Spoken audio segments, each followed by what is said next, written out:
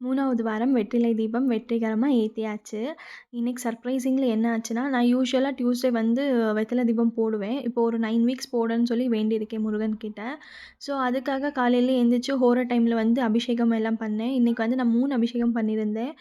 பால் அபிஷேகம், தயிர் அபிஷேகம், அதுக்கப்புறம் சந்தன அபிஷேகம் பண்ணியிருந்தேன். எல்லாம் பண்ணிட்டு நான் முருகன எடுத்து கிளீனா கழுவி, கிளீனா வச்சு, குங்குமம், மஞ்சள் எல்லாம் வச்சு ஆரத்தி எடுத்துட்டு இருந்தேன். கற்பூர ஆரத்தி. அப்பதான் பார்க்குறேன், அவர் என்னைய பார்த்து சிரிக்கிற மாதிரி இருக்கு.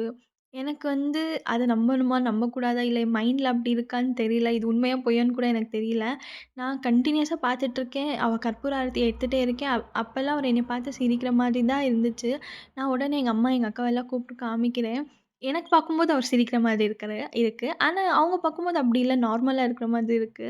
இது எனக்கு மட்டும் தான் இப்படி நடக்குமா? இல்ல யாருக்காச்சும் நடந்திருக்கான்னு சொல்லி கண்டிப்பா கமெண்ட்ல சொல்லுங்க. ஸோ இதான் இன்னைக்கோட விளாக். நாளைக்கு பார்க்கலாம். பாய்.